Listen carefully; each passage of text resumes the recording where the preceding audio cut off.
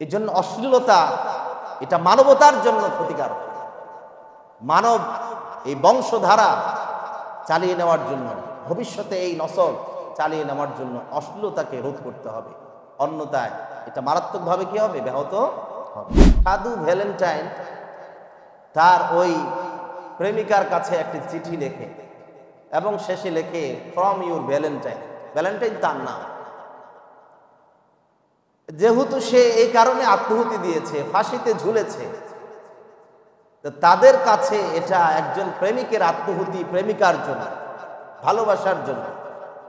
কিন্তু ওই দেশে ইউরোপ আমেরিকায় এই 14ই ফেব্রুয়ারিকে তারা বিশ্ব ভালোবাসা দিবস হিসাবে পালন করে না, বরং সাধু ভ্যালেন্টাইন ডে হিসেবে তারা সেটা পালন করে।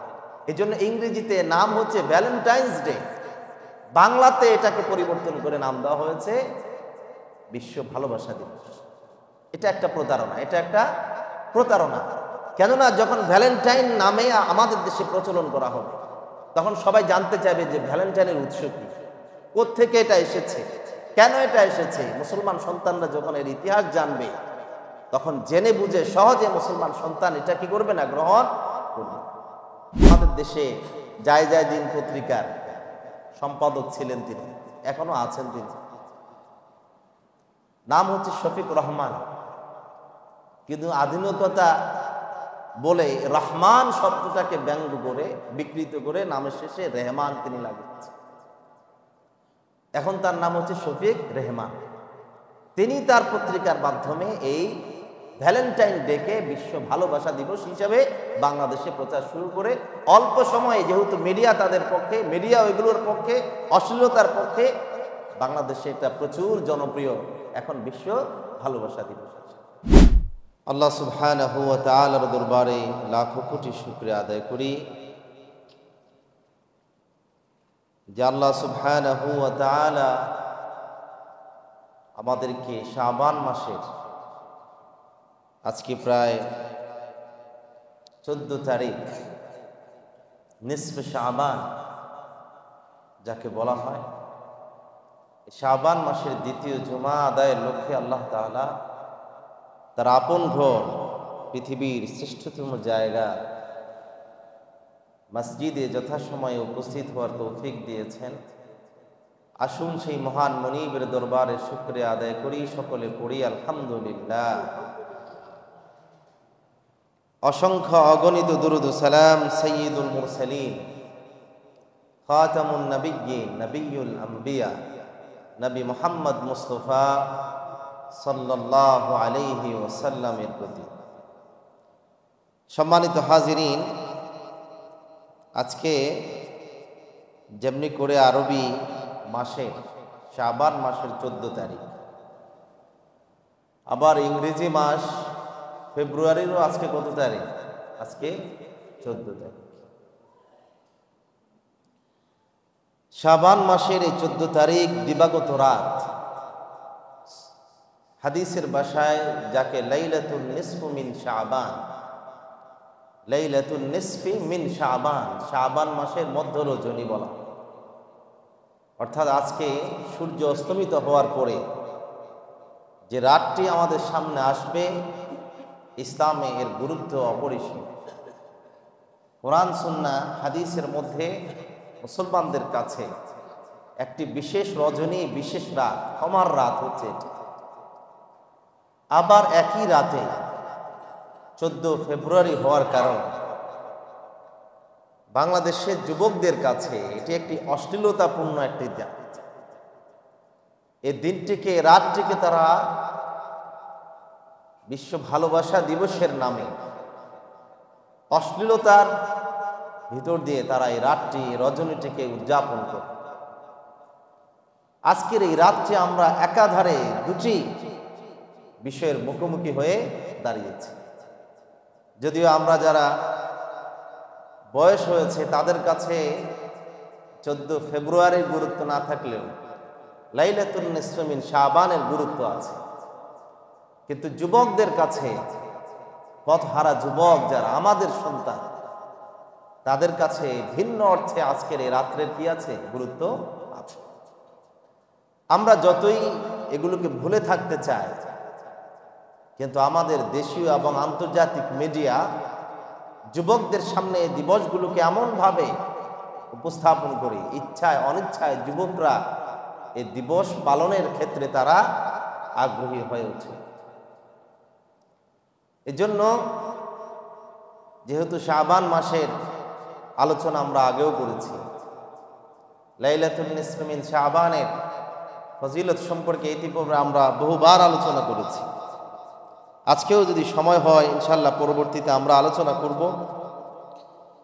কিন্তু আজকে জুমার পূর্ব আলোচনায় আমাদের যুবকদেরকে যে ভালোবাসা দিবসের নামে মাতিয়ে তোলা হয়, অশ্লীলতার প্রতি ধাবিত করা হয়, এর প্রকৃত ইতিহাস কি এবং মুসলমানদের জন্য এ সমস্ত দিবস পালনের উদযাপনের বিধান কি, এ সম্পর্কে আমরা সংক্ষেপে আলোচনার চেষ্টা করব যদি আল্লাহ তাআলা তৌফিক দান করে। আমাদের দেশে এই 14ই ফেব্রুয়ারির যে নামকরণ, এই নামকরণ একটি প্রতারণামূলক একটি নামকরণ। আমাদের দেশে এটাকে বিশ্ব ভালোবাসা দিবস নামে যুবকদের সামনে উপস্থাপন করা। ভালোবাসা এটা পবিত্র জিনিস, এটা আল্লাহর পক্ষ থেকে দেওয়া। প্রত্যেকটি মানুষের হৃদয়ে আল্লাহ তাআলা ভালোবাসা দেন। মানুষ তার বাবা মাকে ভালোবাসে, মানুষ তার সন্তানদেরকে ভালোবাসে, মানুষ তার সম্পদ ভালোবাসে, মানুষ তার রবকে ভালোবাসে। এই ভালোবাসা খুব ন্যাচারাল। আল্লাহ তাআলা প্রত্যেকটি মানুষের হৃদয়ে এই ভালোবাসা দিয়ে আল্লাহ তাআলা কি করেছেন? তৈরি করেছেন। নারীর প্রতি পুরুষের যে ভালোবাসা, যে আকর্ষণ, যে টান, এটাও আল্লাহর দেওয়া এক রহমত। যদি এই আকর্ষণ এবং টান না থাকতো তাহলে বেহুদা একজন মানুষ নিজে কষ্ট উপার্জিত সম্পদ ব্যয় করে আরেকজন নারীকে স্ত্রী হিসেবে ঘরে কেউ আনত না। আল্লাহ তাআলা নিজেই ভালোবাসা নারী পুরুষ তৈরি করেছেন, তাদের পরস্পরের প্রতি আকর্ষণ বোধ দিয়ে আল্লাহ তাআলা তৈরি করেছেন। তবে এই আকর্ষণ প্রকাশের জন্য আল্লাহ তাআলা হালাল পন্থা মুসলমানদের জন্য বাতলিয়ে দিয়েছে। কিন্তু এই নারী পুরুষের অবৈধ মেলামেশা, অবৈধ ভালোবাসা, অবৈধ প্রেম বিনিময়কে বিশ্ব ভালোবাসা দিবস নাম দিয়ে আমাদের মিডিয়াগুলো এমনভাবে প্রচার করে এটা যে অন্যায়, অপরাধ, বিশেষ করে মুসলিম সমাজে মুসলিম সন্তানদের জন্য জঘন্যতম অপরাধ, এটা আজকে যুবকদের স্মৃতি থেকে এই জিনিসগুলো মুছে দেওয়া হয়েছে। নামকরণ করা হয়েছে বিশ্ব ভালোবাসা দিবস, কিন্তু প্রকৃতপক্ষে আন্তর্জাতিকভাবে এই নামে কোনো দিবস এই দিনে নাই। আজকের দিনে 14ই ফেব্রুয়ারি আপনারা দেখেন আন্তর্জাতিকভাবে যদি ইংরেজিতে বলা হয় ওয়ার্ল্ড লাভ ডে, বিশ্ব ভালোবাসা দিবস, নামে আন্তর্জাতিক কোনো দিবস নাই। তাহলে এটা কোত্থেকে আসলো? মূলত ভ্যালেন্টাইন ডে এটি হচ্ছে প্রকৃতি পূজারী যারা ছিল ইউরোপে বহু আগে, তারা এই 14ই ফেব্রুয়ারি, 13, 14, 15 এই ফেব্রুয়ারির এই 3টা দিন ফাল্গুন মাসে তারা এই সময়ে তারা প্রকৃতি পূজা, তাদের একটা উৎসব ছিল, ধর্মীয় উৎসব ছিল। এই সময়ে তারা তাদের ধর্মীয় উৎসব হিসাবে 13, 14, 15 ফেব্রুয়ারি দিবসকে তারা ধর্মীয় উৎসব হিসাবে পালন করত। এবং সেই উৎসবে যেহেতু ইউরোপ আমেরিকাতে সেই সময়ে তাদের কাছে পর্দার বিধান ছিল না, ইসলামের এই সৌন্দর্য তাদের কাছে ছিল না, তারা অবাধ মেলামেশাতে বিশ্বাসী ছিল। এই দিবসগুলোতে তারা প্রচুর পরিমাণ মদ পান করত এবং তারা তাদের ইচ্ছে মতো নারীদেরকে বেছে নিত এবং অশ্লীলতার ভেতর দিয়ে এই দিবসগুলোকে তারা কি করত? উদযাপন করত। পরবর্তীতে এই তাদের এই ধর্মীয় দিবসটাই ভ্যালেন্টাইন নামক একজন সাধু ছিল সেখানে, তাকে রাষ্ট্র কর্তৃক তাকে ফাঁসিতে ঝুলানো হয়। কোনো কারণে। এবং তার এই ফাঁসির কারণ হিসাবে অনেকগুলো তথ্য পাওয়া যায়। এগুলো সত্য কোনটা মিথ্যা এগুলো আমাদের যাচাই বাছাইয়েরও কি নাই, প্রয়োজন নাই, কেননা মুসলমানদের সাথে এটার কোনো সম্পর্ক আসলে নাই। লুপারকেলিয়া নামক এই উৎসব প্রাচীন রোমানরা এই উৎসবটি তারা পালন করত, এবং এই উৎসবের কারণে ধীরে ধীরে দেখা যায় মানুষ আস্তে আস্তে করে খ্রিস্টান ধর্মের প্রতি তারা ধাবিত হতে লাগে। তখন রোমানরাই এই উৎসবটা আস্তে আস্তে করে তারা সংকুচিত করার চেষ্টা করেছে। কিন্তু যেহেতু একটি ধর্মীয় উৎসব, যেমন আমাদের দেশে পহেলা বৈশাখ পালন করা হয়,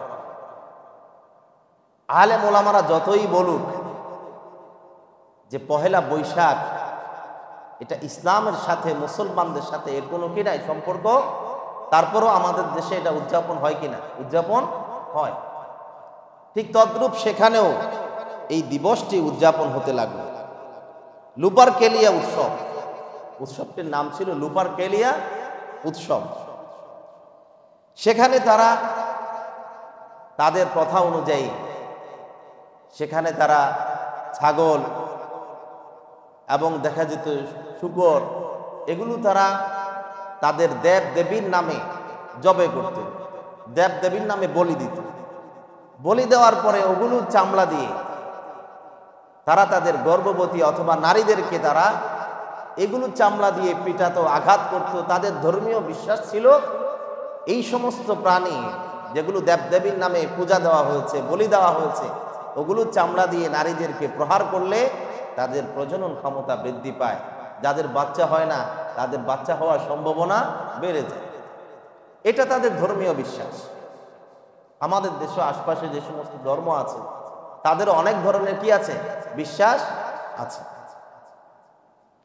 কেউ কেউ বলেন এই ভ্যালেন্টাইন খ্রিস্ট ধর্ম গ্রহণ করায়, সাধু ভ্যালেন্টাইন তিনি যখন খ্রিস্ট ধর্ম গ্রহণ করেন তার ধর্ম ত্যাগ করে, এই ধর্ম ত্যাগের কারণে তাকে ফাঁসিতে ঝুলানো হয়, তাকে জেলে বন্দী করা হয়। এবং জেলে বন্দী করার পরে উনি একজন জেল কর্মকর্তার মেয়ের সাথে তার সম্পর্ক তৈরি হয়, অবৈধ সম্পর্ক তৈরি হয়।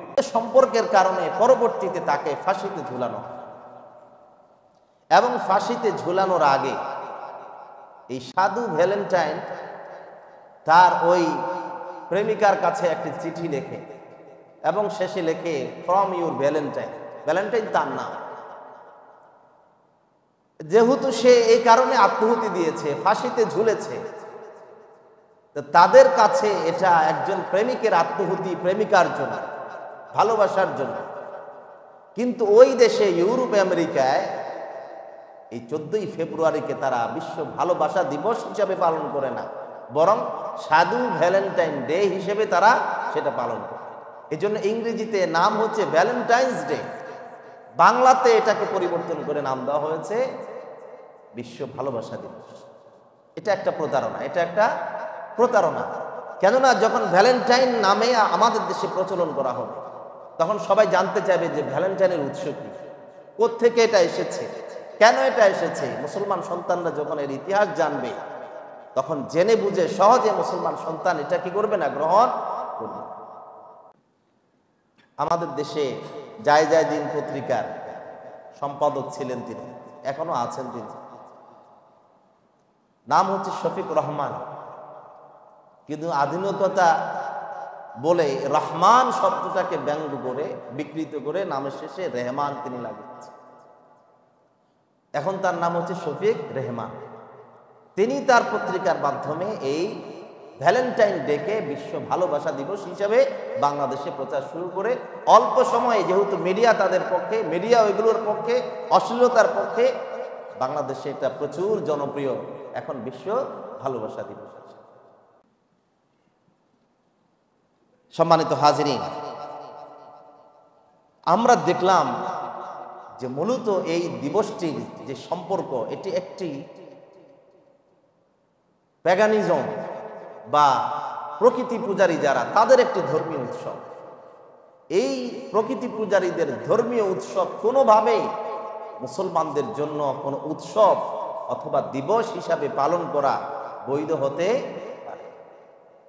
এটা তো একদিক বিবেচনা। আর এই দিবসটা যেইভাবে পালন করা হয় এর পুরোটাই হারাম এবং অশ্লীলতার উপর নির্ভর করে, ঠিক কিনা বলেন? ভালোবাসা দিবসে কোনো স্বামী তার স্ত্রীকে ফুল দেয় না, সন্তান তার বাবাকে ভালোবেসে কি দেয় না? ফুল দেয় না। দেয় দেয় না। বাবা তার সন্তানকে ফুল দেয় না, ভাই তার ভাইকে ফুল দেয় না। দেয় কারা? বিবাহ বহির্ভূত সম্পর্ক যাদের আছে তারাই এই দিবসটাকে লুপে নেয় এবং এটাকে কেন্দ্র করে প্রায় সময় পত্র পত্রিকায় আসে অনেক ধরনের দুর্ঘটনা আমাদের সমাজে কি হয় এটাকে ঘটে থাকে। আমাদের অল্প বয়সী তরুণ তরুণী যারা বয়সের তাড়নায়, যারা এর পরিণতি বুঝতে পারে না, তারা তাদের এই ফাঁদে পা দিয়ে নিজের জীবনকে তারা ধ্বংস করে, ঈমানকে ধ্বংস করে এবং তাদের সতীত্বকে তারা নষ্ট করে দেয়। কিন্তু আমরা যারা আছি, আমরা যদি আমাদের যুবকদেরকে অশ্লীলতা থেকে যদি আমরা রক্ষা করতে না পারি, তাহলে আলটিমেট ক্ষতি কি আমাদের নাকি শুধু যুবকদের? সবার এই ক্ষতি বহন করতে হবে। সম্মানিত ভাইরা আমার, আল্লাহ রাব্বুল আলামিন বলেন, ওয়াত্তাকু ফিতনাতাল লা তুসিবান্নাল্লাযীনা যালামু মিনকুম খাসসা ওয়া'লামু আন্নাল্লাহা শাদীদুল ইকাব। আজকে যে যুবকরা বিপথে চলে যায় ভালোবাসার নাম দিয়ে, সমস্ত বিনোদন কেন্দ্রগুলোতে অবৈধ সম্পর্কের মেলামেশা ছড়াছড়ি যে ছড়িয়ে পড়ে, সেখানে মদ নেশার ছড়াছড়ি, সমাজের ভালো মানুষ যারা আছে তারা যদি তাদেরকে কাজ থেকে বাধা না দেয়, আল্লাহর শাস্তি শুধু তাদের উপরে আসবে না, বরং গোটা সমাজের উপরে আল্লাহর শাস্তি অবধারিত হয়ে যায়। অশ্লীলতা এত মারাত্মক একটি অপরাধ, অশ্লীলতা আল্লাহর কাছে এত ঘৃণিত অপরাধ, আল্লাহ তাআলা অশ্লীলতা করতে নিষেধ করে নাই, বরং অশ্লীলতার ধারে কাছে যেতে আল্লাহ তাআলা নিষেধ করেছে। অশ্লীলতা করো না এটা বলে নাই, লা তাকরাবুজ জিনা, যেই জিনিস তোমাকে জিনার প্রতি ধাবিত করে এটাও তোমার জন্য হারাম। একজনের সাথে আপনার কথা বলা হালাল, কিন্তু আপনি যদি বুঝতে পারেন যে তার সাথে কথা বললে এই কথার কারণে আস্তে আস্তে আপনি জিনার দিকে ধাবিত হবেন, তাহলে তার সাথে কথা বলাও আপনার জন্য কি হারাম। আল্লাহ তাআলা বলেছেন, লা তাকরাবুজ জিনা ইন্নাহু কানা ফাহিশা, তোমরা জিনার ধারে কাছেও যেও না, জিনা হলো অশ্লীলতা। আর আল্লাহ নবী বলেন, যে সমাজে অশ্লীলতা ছড়িয়ে পড়ে, সমাজে ব্যাপকভাবে অশ্লীলতা যেই সমাজে ছড়িয়ে পড়ে, শুধু অশ্লীলতা ছড়ায় না, বরং হাত্তা ইউলিনু বিহা, প্রকাশ্যে সবাই অশ্লীল কাজ করে, কেউ কিছু বলে না, কেউ কিছু বলে না।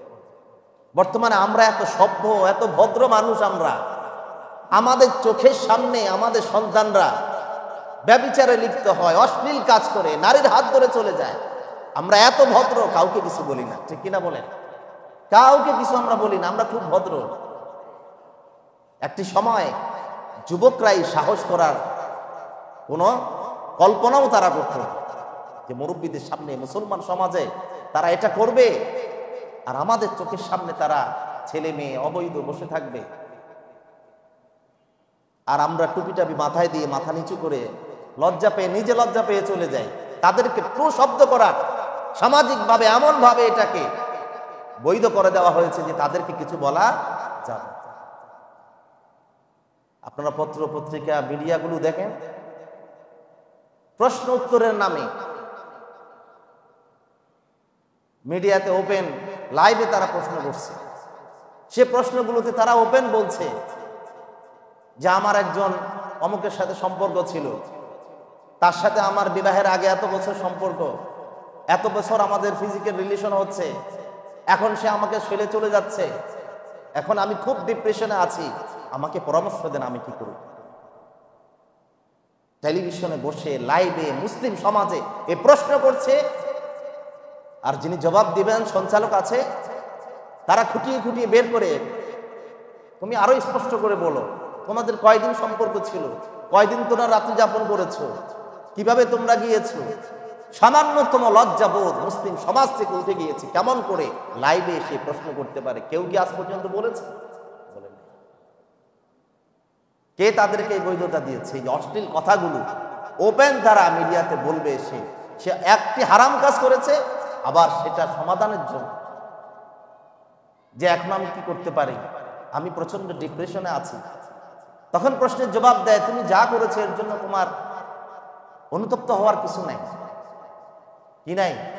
মানে সে যা করেছে এর জন্য তোমাকে অনুতপ্ত হতে হবে না, তুমি বরং তাকে ধিক্কার জানাও, সে তোমার সাথে প্রতারণা করেছে। একজন নারী যদি পুরুষকে যদি সুযোগ না দেয়, পুরুষ কি করে নারীর সাথে প্রতারণা করে, ঠিক কিনা বলে? আমাদের সমাজ সেগুলো ডায়েরিভুক্ত করছে, সেগুলো নিয়ে তারা অপরাধ হিসেবে তাদেরকে ধরছে, মারছে। তার চাইতে বড় অপরাধ, তারা কেন জিনার গুনাহতে লিপ্ত হলো, এই শাস্তি কি আজকে দেওয়া হচ্ছে? প্রতারণার শাস্তি দেওয়া হচ্ছে, কিন্তু জিনায় কেন লিপ্ত হলো এটা নিয়ে কথাও পর্যন্ত বলে না। এটা যে অপরাধ করেছে এটাও পর্যন্ত বলে না। মেয়ে আসে ছেলের বাড়িতে বসে থাকে অনশন করে, আমি মরে যাব, আমাকে বিয়ে করতে হবে, সে আমার সাথে 2 বছর ধরে প্রতারণা করেছে, তোমার 2 বছরের শাস্তি আগে পেতে হবে, তারপরে বিয়ে হবে কি হবে না এটা পরের কথা, ঠিক কিনা বলে? নির্লজ্জ বেহায়াপনা যে আমাদের সমাজে ছড়িয়ে পড়েছে, আর আমরা ভালো মানুষ যে এগুলোকে কি দিচ্ছি, সে যা তারা যাই করুক, আমরা কিছু আমাদের কিছু বলার, বলতেও দেওয়া হয় না। এগুলো নাকি মানবাধিকার লঙ্ঘন হয়, এগুলো তাদের কি বলা হয়, ব্যক্তি স্বাধীনতা লঙ্ঘন হয় এগুলোকে কিছু বললে। আল্লাহ রাব্বুল আলামিন বলেন, ওয়াত্তাকু ফিতনাতান লা তুসিবান্নাল্লাযীনা যালামু মিনকুম খাসসা ওয়া'লামু আন্নাল্লাহা শাদীদুল ইকাব। সমাজে প্রচুর পরিমাণে অশ্লীলতা ছড়িয়ে পড়ার পরেও এর বিরুদ্ধে আমরা যদি আওয়াজ না তুলি, আল্লাহ পাক বলেন এমন আযাব এবং গজব যখন নাজিল হবে, সমাজের যারা অশ্লীলতার মধ্যে লিপ্ত আছে তাদের উপরে নয়, বরং সকল ভালো মানুষকেও আল্লাহ তাআলা সেই আযাব এবং গজব দিয়ে ধ্বংস করে দিবে। এই যে মাঝে মধ্যে ভূমিকম্প হয়, জলোচ্ছ্বাস হয়, ধস হয়, এগুলোর কারণ কি? এগুলোর কারণ হচ্ছে এই অশ্লীলতা। রাসূল করিম সাল্লাল্লাহু আলাইহি ওয়াসাল্লাম হাদিসের মধ্যে বলেন, লাম তাজহারুল ফাহিশাতু ফি কওমিন কাত্তুন হাত্তা ইউলিনু বিহা ইল্লা ফাশা ফীহিমুত তাউন ওয়াল আওজা আল্লাতী লাম তাকুন মাদাত ফি আসলামিহিমুল্লাযীনা মাদাত। আল্লাহর হাবিব বলেন, যেই সমাজে প্রকাশ্যে অশ্লীলতা ছড়িয়ে পড়ে, সেই সমাজে আল্লাহ তাআলা এমন এমন বিপদ এবং রোগ ব্যাধি দুর্ভিক্ষ আল্লাহ তাআলা নাজিল করে দেন, যেই রোগ পূর্বেকার জমানার মানুষদের মধ্যে এর কোনো উপদ্রব ছিল না। এমন রোগ বের করে দেন, এমন বালা মুসিবত দেন যেগুলো পূর্বের জমানায় ছিল না। নতুন নতুন রোগে অশ্লীলতার কারণে আল্লাহ তাআলা সমাজের মধ্যে এই রোগ কি করে দেন, ছড়িয়ে। সম্মানিত ভাইরা আমার, শয়তান মুসলমানদের মানব জাতিকে সর্বপ্রথম যে গুনাহের মধ্যে লিপ্ত করেছে সেটা হচ্ছে মুসলমানদেরকে লজ্জিত করেছে, মুসলমানদেরকে বিবস্ত্র করেছে। আমাদের আদি পিতা আদম এবং হাওয়া আলাইহিস সালাতু ওয়াস সালামকে সর্বপ্রথম বিবস্ত্র করেছে কে? শয়তান। শয়তানের মূল অস্ত্র, মূল টুলস হলো যুবকদেরকে নষ্ট করা, ইমানদারের ইমান নষ্ট করার মূল হাতিয়ার হলো অশ্লীলতা।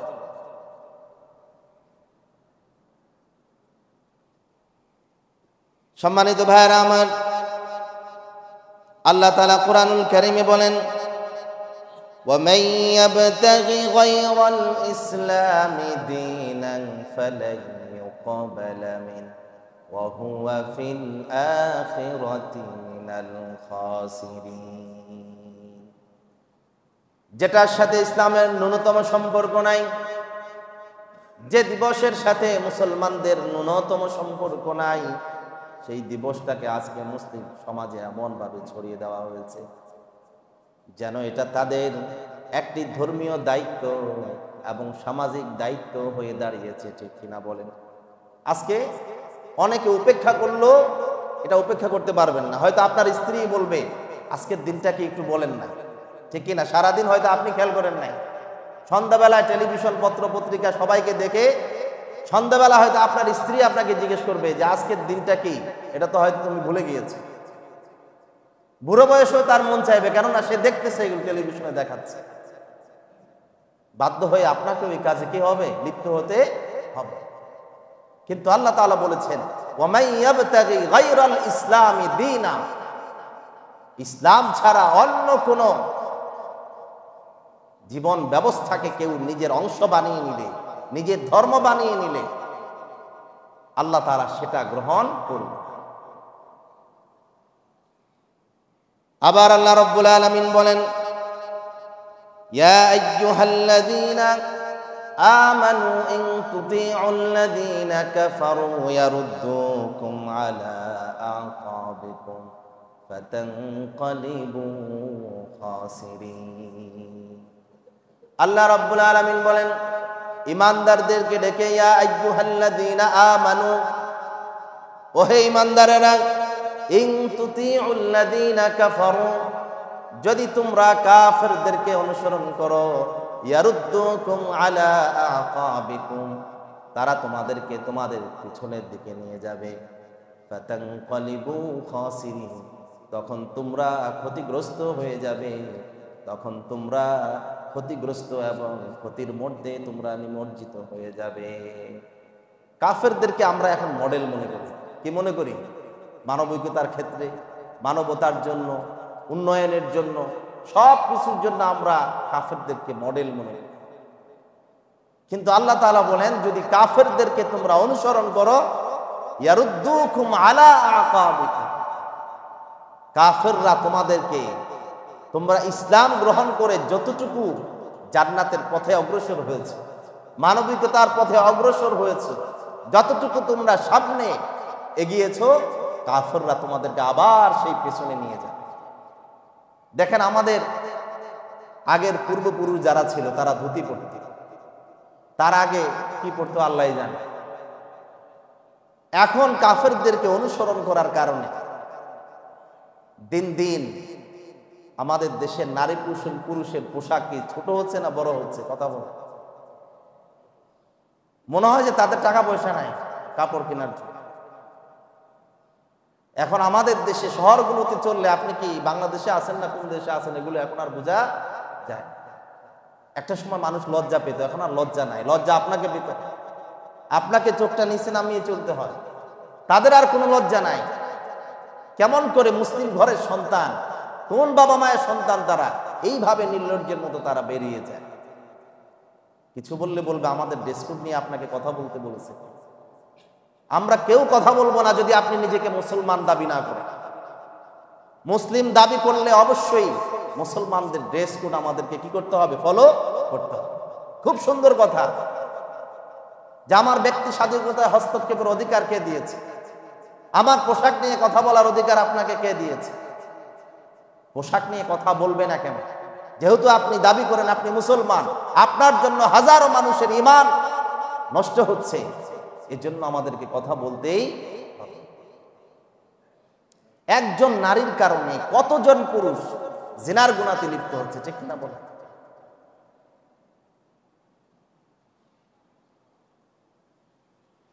দেদারসে তারা বের হয়ে যাচ্ছে, কেউ কিছু বলে না। কেননা দেশকে আমাদেরকে উন্নত করতে হবে, সিঙ্গাপুর বানাইতে হবে। শুধু পোশাকের মধ্যে উন্নতি হলে হবে? পোশাক ছোট হলেই কি উন্নত হয়, সভ্য হয়, ভদ্র হয়? না, পোশাক ছোট হলে উন্নত হয় না, বরং এটা নির্লজ্জতার প্রমাণ। এটা কি? নির্লজ্জতার প্রমাণ। আল্লাহ তাআলা বলছেন এই কাফেরদেরকে অনুসরণ করলে তোমাদেরকে পিছনে নিয়ে যাবে। ইসলাম এসে তোমাদেরকে লজ্জা আবরণের কথা বলেছে, লজ্জা ঢাকার কথা বলেছে। শুধু তাই নয়, বোরকা পরার কথা শুধু বলে নাই, বরং বোরকা পরার পরেও কোনো নারী, কোনো পুরুষ নারীর প্রতি বোরকার উপর দিয়ে আকর্ষণ নিয়ে তাকাতে পারবে। নারী শুধু বোরকা পরবে আর পুরুষের পর্দা হবে, ব্যাপারটা এমন নয়। বোরকার উপর দিয়েও আমরা কি নারীদের প্রতি তাকাতে পারবো। আল্লাহ তাআলা বলেছেন ইয়াগুদ্দুকুম আলা আবসারিকুম, তোমরা তোমাদের চক্ষুকে অবনমিত রাখো নারীদের। এটা হচ্ছে পর্দা। নারী বোরকা পরলেও যেমন তাকানো যাবে না, নারী বোরকা না পরলেও তার প্রতি তাকানো বৈধ নয় আমাদের। কিন্তু আমরা অনেকে না বুঝে মনে করি যে নারী তো বোরকা পরছে, তার দিকে তাকিয়ে থাকা যাবে। তাকিয়ে থাকা যাবে না, তার দিকেও তাকানো যাবে। আল্লাহ তাআলা আমাদেরকে বুঝার তৌফিক দান করুন, সকলে বলুন আমিন। সম্মানিত ভাইয়েরা আমার, কেন আমরা অশ্লীলতার বিরুদ্ধে কথা বলি? তার কারণ হচ্ছে কোরআন অশ্লীলতার বিরুদ্ধে বলেছে। আল্লাহ তাআলা বলেছেন কুল ইন্নামা হাররামা রাব্বিয়াল ফাওয়াহিশা মা যাহারা মিনহা ওয়া মা বাতান। শুধু প্রকাশ্যে যে অশ্লীলতা আছে এটার বিরুদ্ধে কোরআন কথা বলে। আল্লাহ তাআলা বলেছেন গোপনে এবং প্রকাশ্যে উভয় প্রকার অশ্লীলতা থেকে তোমরা নিজেদেরকে বাঁচিয়ে রাখো। রাস্তাঘাটে তো অশ্লীলতা করাই যাবে না, বরং নিজে গোপনে একাকী পর্যন্ত এই অশ্লীল কাজের মধ্যে লিপ্ত হতে নিষেধ করেছেন কে? আল্লাহ তাআলা।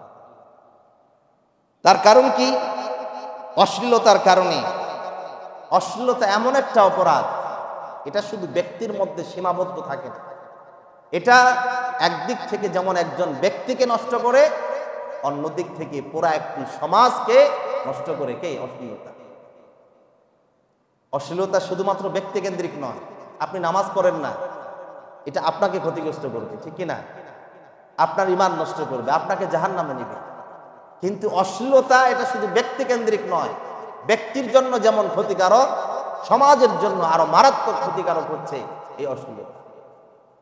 এই জন্য আল্লাহ তাআলা অশ্লীলতার বিরুদ্ধে কথা বলেছে। তা আমরা তো সমাজকে সুন্দর করতে চাই, সমাজকে উন্নত করতে চাই।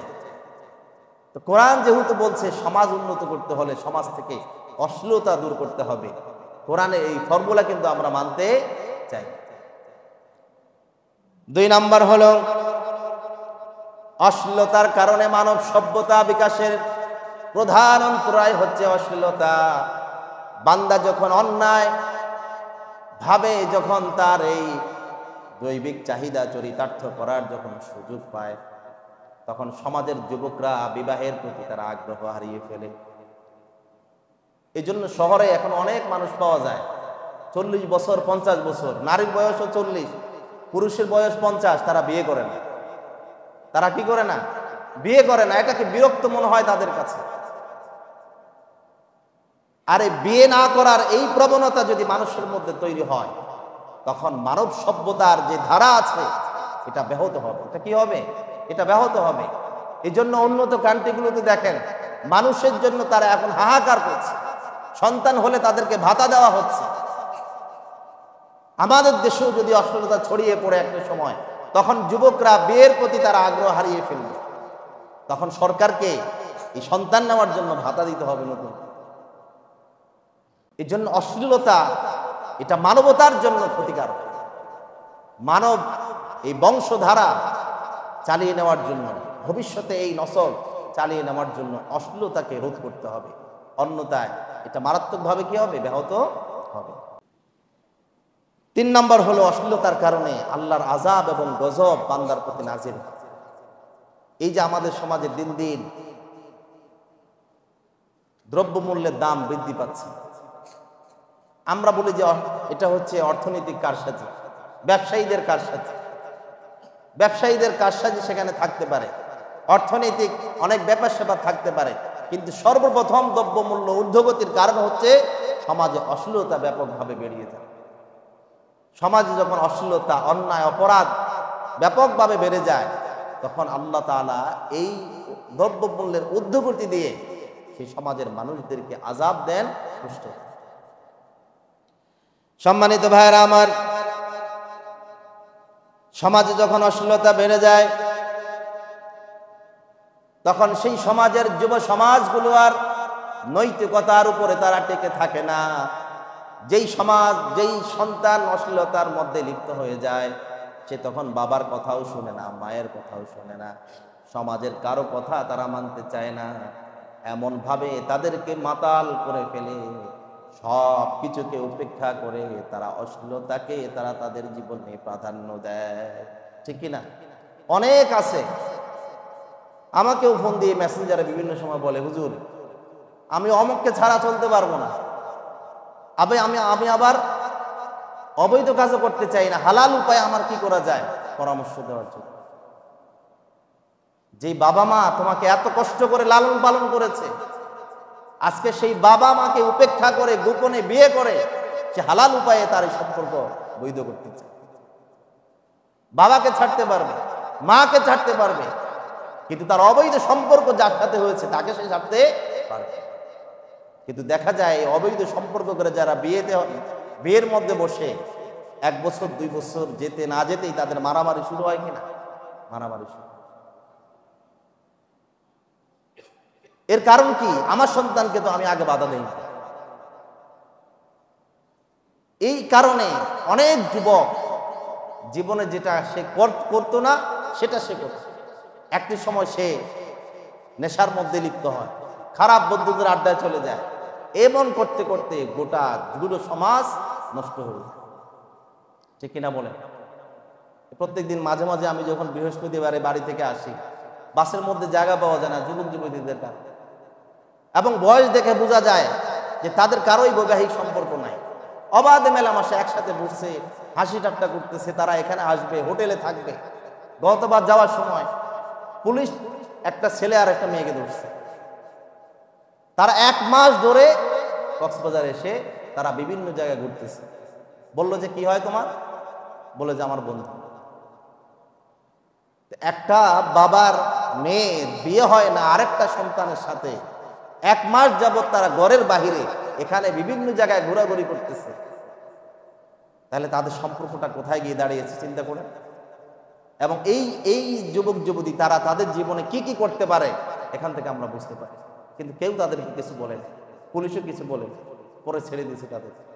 কেননা বিবাহিতদেরকে অনেক সময় তাদের কাছে কাবিননামা চাওয়া হয়, তাদের কাছে কোনো কাবিননামাও চাওয়া হয়। এই ধ্যান ধারণা কিভাবে আমাদের সমাজে জন্ম হলো, কিভাবে এই ধ্যান ধারণা আমাদের সমাজে তৈরি হলো? স্কুল ড্রেস নিয়ে স্কুল টাইমে, মাদ্রাসার টাইমে তারা বিভিন্ন পার্কে বিভিন্ন জায়গায় ঘোরাঘুরি করছে, ওপেন আইন শৃঙ্খলা বাহিনীর সামনে, তাদেরকে কিছুই বলা হয়। তাহলে বোঝা যায় যে আমরা অশ্লীলতাকে এক প্রকার লাইসেন্স দিয়ে দিয়েছি। আল্লাহ তাআলা আমাদেরকে হেফাজত করে, সকলে বলুন আমিন। সম্মানিত ভাইয়েরা আমার, অশ্লীলতার কারণে সমাজে দরিদ্রতা বেড়ে যায়। আল্লাহ তাআলা বলেন, আশ-শাইতানু ইয়াইদুকুমুল ফাকরা ওয়া ইয়া'মুরুকুম বিল ফাহশা। শয়তানের কাজ হচ্ছে 2টা। একটা হচ্ছে মানুষকে দরিদ্রতার ভয় দেখানো, আর আরেকটা হচ্ছে শয়তান সব সময় মানুষকে অশ্লীল কাজের প্রতি মানুষদেরকে আদেশ করে। ওয়াল্লাহু ইয়াইদুকুম মাগফিরাতাম মিনহু ওয়া ফাদলান ওয়াল্লাহু ওয়াসিউন আলিম। আর আল্লাহর কোন বান্দা যত অশ্লীল কাজে লিপ্ত হোক, যখন সে সেখান থেকে ফিরে আসতে চায়, সে যদি চোখের পানি ছেড়ে দিয়ে আল্লাহর কাছে তাওবা করে, সঙ্গে সঙ্গে আল্লাহ রাব্বুল আলামিন যুবকের জীবনের সমস্ত গুনাহগুলো মাফ করে দিয়ে আল্লাহর খাঁটি বান্দা হিসাবে আল্লাহ তাআলা কবুল করে নেয়। ওয়াল্লাহু ওয়াসিউন আলিম। আর আল্লাহ রাব্বুল আলামিন তিনি হচ্ছেন রিজিক দাতা, তিনি হচ্ছেন রাজ্জাক। অশ্লীলতার নামে আমরা মনে করি যদি আমাদেরকে পর্দায় চলে যেতে হয়, মনে হয় দেশটা পিছনে চলে যাবে, রিজিকটা বন্ধ হয়ে যাবে। অনেক সাধারণ শিক্ষিত মানুষ বলে, নারীদেরকে যদি পর্দার ভিতরে নেওয়া হয়, বোরকার ভিতরে নেওয়া হয়, সমাজের অর্ধেক জনগোষ্ঠী নাকি তারা কর্ম থেকে বিমুখ হয়ে যাবে। মানে নারীদেরকে চাকরি বাকরি না করলে দেশ পিছনে চলে যায়। ইসলাম তো নারীদেরকে চাকরি করতে নিষেধ করে, কিন্তু তাদের জন্য আলাদা গ্রাউন্ড করুন। আপনি তাদের হোটেলে টয়লেটটা আলাদা করলেন, তাদের গোসলখানা আলাদা করলেন, তো ইসলাম আরেকটু আগ বাড়িয়ে বলে তাদের কর্মসংস্থানটাও আলাদা করে। একই অফিসে নারীর বসার জায়গা আলাদা করে, পুরুষের বসার জায়গা আলাদা করে, শিক্ষা প্রতিষ্ঠানে ছেলেদের বসার জায়গা আলাদা করেন, মেয়েদের বসার জায়গা আলাদা করেন। এতে কি আপনার অনেক বেশি খরচ হবে? কিন্তু না, মূলত আমরা এটার নাম দিয়ে দেশ পিছনে যাবে, এটার নাম দিয়ে আমরা অশ্লীলতাকে সেখানে লাইসেন্স দিতে চাই। আল্লাহ তাআলা বলেন, শয়তান মানুষদেরকে দারিদ্রতার ভয় দেখায়, কিন্তু আল্লাহ রাব্বুল আলামিন মানুষদেরকে বলে আমার কাছে আসো, তোমাদেরকে মাফ করবো আর রিজিকে আমি বরকত দান করে দিব। যখন ইসলামী সমাজ ছিল, গোটা বিশ্বে যখন মুসলিম খেলাফত ছিল, তখন অবাধে মুসলিম নারীরা চাকরি বাকরি করে নাই, বাইরে বের হয় নাই, শিক্ষার নামে তারা অশ্লীলতা ছড়িয়ে দেয় নাই। তারপরও এমন সমাজ মুসলমানরা কায়েম করেছে, সেই সমাজে যাকাত নেওয়ার মতো লোক খুঁজে পাওয়া যায় না। সপ্তাহের পর সপ্তাহ, দিনের পর দিন যাকাতের টাকা নিয়ে রাস্তায় রাস্তায় ঘুরেছে, যাকাত নেওয়ার মতো একজন লোক পাওয়া যায় না। ওই সেই সমাজে তো সব নারীরা অবাধে রাস্তাঘাটে বের হয় না। তাহলে এই সবকটা যে দেয় সেটা হলো শয়তান। সেটা কি? শয়তান। আর আল্লাহ তাআলা বলেন, ওয়াল্লাহু ইয়াইদুকুম মাগফিরাতাম মিনহু ওয়া ফাদলা। সম্মানিত ভাইরা আমার, যে সমস্ত যুবকরা অন্যায় সম্পর্কের মধ্যে লিপ্ত আছে, তারা মনে করছে যে তাকে ছাড়া আমি বাঁচবো না, আমার জীবন চলতে পারে না, তাদের সামনে বনু ইসরাইলের ওই যুবকটাকে আদর্শ মানা উচিত। বনু ইসরাইলের যুবক, তার একজন চাচাতো বোন ছিল অত্যন্ত সুন্দরী, প্রচন্ড দুর্বল ছিল তার চাচাতো বোনের প্রতি, কিন্তু চাচাতো বোনের এত বেশি তাকওয়া ছিল, চাচাতো ভাই যতই যার কাছ তার কাছে ভিড়তে চেষ্টা করেছে, কিন্তু সে কখনো তাকে প্রশ্রয় দেয় নাই, একদিনের জন্য তাকে সুযোগ দেয় নাই। হঠাৎ করে দুর্ভিক্ষ শুরু হয়ে যায়। চাচাতো বোনটা গরিব ছিল, জীবন রক্ষার জন্য চাচাতো ভাইয়ের কাছে সাহায্যের জন্য গেল। সুযোগ পেয়ে চাচাতো ভাই বলল, তোমাকে স্বর্ণ মুদ্রা যা আছে সব দিব, কিন্তু একদিনের জন্য হলেও তোমাকে আমার কাছে আসতে হবে। নারী বাধ্য হয়ে চাচাতো ভাইয়ের সেই প্রস্তাবে রাজি হলো। চাচাতো ভাই, হাদিসের মধ্যে এসেছে, চাচাতো ভাই সে বলছে, আমি যখন আমার সারা জীবনের আকাঙ্ক্ষা চরিতার্থ করার জন্য আমি আমার চাচাতো বোনের একেবারে কাছাকাছি হয়ে গেলাম, এমন সময় চাচাতো বোন আমাকে ডেকে বলল, ইত্তাকিল্লাহ ওয়ালা তুহদিল খাতিমা, আল্লাহকে ভয় করো, অন্যায় ভাবে আমার সতীত্বকে তুমি নষ্ট করো না। এই ইত্তাকিল্লাহ শব্দ শোনার সাথে সাথে আমার ভিতরে আল্লাহ রাব্বুল আলামিন তার ভয় তিনি সৃষ্টি করে দিলেন। সারা জীবন যে অপেক্ষায়, সুযোগ পাওয়ার পরে শেষ মুহূর্তে শুধু তার বোন একটা কথা বলেছে, ইত্তাকিল্লাহ, বৈধভাবে তুমি তোমার এই চাহিদা পূরণ করো, কিন্তু অবৈধভাবে আমার সতীত্ব নষ্ট করো না। বলতে দেরি চাচাতো ভাই একটা আল্লাহর ভয়, এই কথা শোনার সাথে সাথে সে বলছে, আমি সেখান থেকে উঠে গেলাম। আমরা জানি বনু ইসরাইল 3 জন যুবক প্রচন্ড ঝড়ের ভিতরে তারা পাহাড়ের গুহায় পাথরের নিচে আটকা পড়েছে। আল্লাহর কাছে ভালো কাজের দোয়া করতে গিয়ে তিনি এই ঘটনাটা উপস্থাপন করে আল্লাহর কাছে দোয়া করলেন, সঙ্গে সঙ্গে আল্লাহ পাথরকে সরিয়ে দিলেন। সুবহানাল্লাহ। সেই যুবক যদি পারে, আমরা পারবো না কেন? আল্লাহ তাআলা আমাদেরকে তৌফিক দান করুন। সকলে বলুন আমিন। ওয়া মা তৌফিক ইল্লা বিল্লাহ। আসসালামু আলাইকুম ওয়া রাহমাতুল্লাহি ওয়া বারাকাতুহু।